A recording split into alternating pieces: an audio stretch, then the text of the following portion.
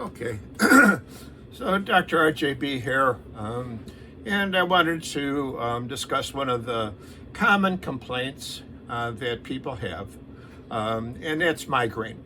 Um, Migraine has been estimated to be in just about everybody in the population. I have heard figures that it's 80 to 90% of the population has had a migraine at one time or another.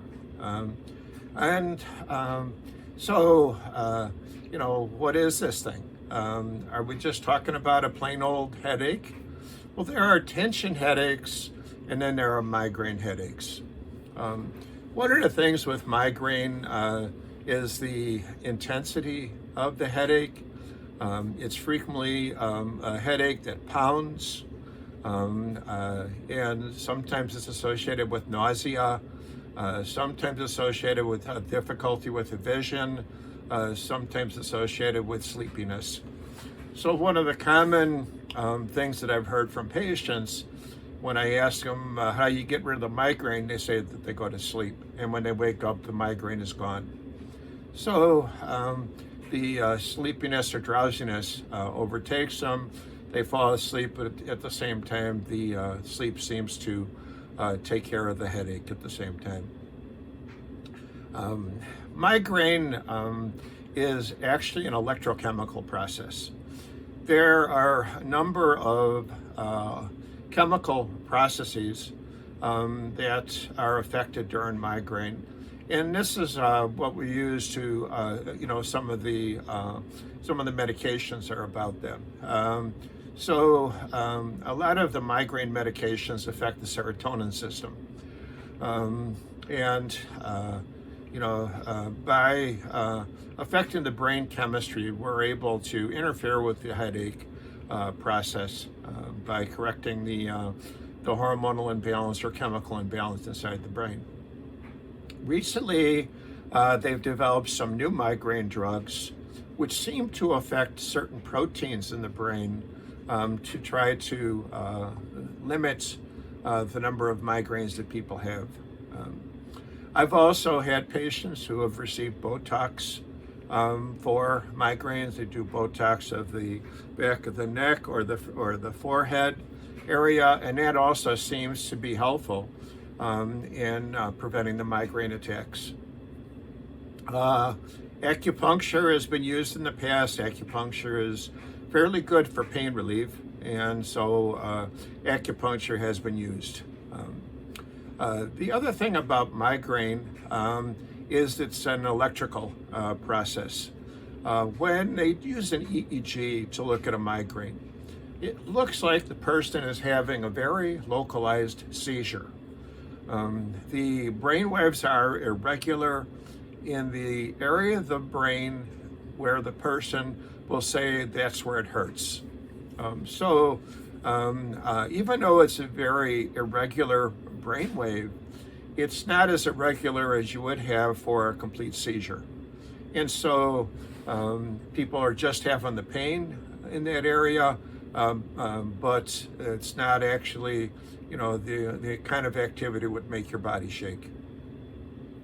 Because of this electrical disturbance, they have used anti-seizure drugs.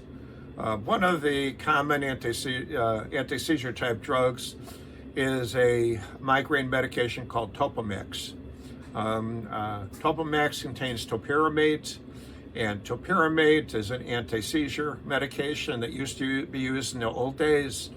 Now we mostly use it for relief of migraines. They've also used medications because of the serotonin disturbance. One of the common one of that is alleviate, which is amitriptyline. It's one of the old antihistamine type antidepressant drugs. We don't use it anymore because at the doses needed to cure depression, it also used to have heart effects. So we have some newer drugs that are a lot safer, that don't have all these problems with the heart. Of course, many people will take Tylenol or aspirin during their migraines, and it just depends on how severe the migraine is, sometimes that's all you need. Um, uh, Sometimes, like I mentioned before, sometimes just by laying down, closing your eyes, sometimes that's all you need.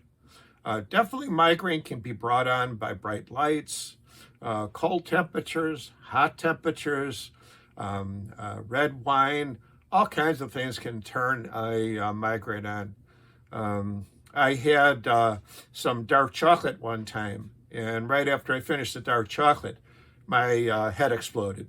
Um, I've had migraine attacks in the past. I actually take some medication at night to try to prevent them from coming during the day. And that's one of the ways of dealing with this, is to take something to try to suppress the migraines long term. So when I wasn't taking the medication, I would get a migraine attack maybe 2 to 3 times a week, sometimes 3 to 4 times a week.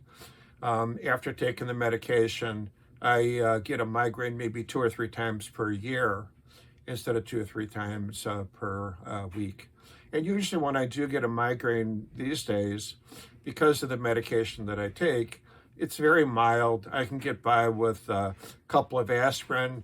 Sometimes I don't even bother. I just have a cup of coffee if it's in the morning. And usually it goes away on its own.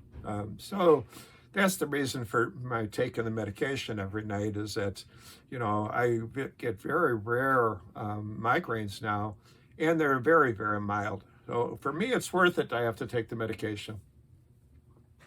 So this is just some information that I'm giving you about the whole migraine thing.